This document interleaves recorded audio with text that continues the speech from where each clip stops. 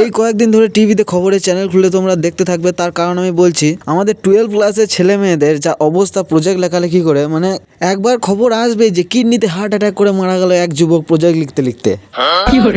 আমি এরকম কেন বলছি তার কারণ হচ্ছে ভাই, কাল থেকে আমার অবস্থা হচ্ছে এইরকমই। মানে হচ্ছে কাল বিকাল থেকে আমি প্রজেক্ট লিখতে লেগেছি, এখনো পর্যন্ত আমি 50 থেকে 60 পাতা প্রজেক্ট লিখতে আমার হাতের অবস্থা যা।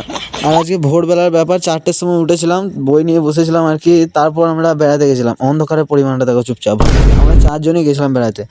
এখন 4টে বাজে না, 5:30 বাজে। তো বাইরে এত পরিমাণে ঠান্ডা, আমরা আগুন জ্বালাতে বাধ্য হলাম। মানে আগুন না জ্বালালে আমরা ওখানে থাকতেই পারবো না। যাই হোক, ঘোরাঘুরি করতে করতে এদিক সেদিক করতে করতে এখানে সেখানে বস্তা এনে আগুন লাগিয়ে ভালো করে পা থেকে মাথা পর্যন্ত একবার, আবার মাথা থেকে পা পর্যন্ত একবার গরম টরম করে নিয়ে তারপর বাড়ি এসে আবার আমি লিখতে লেগে গেছি প্রজেক্ট।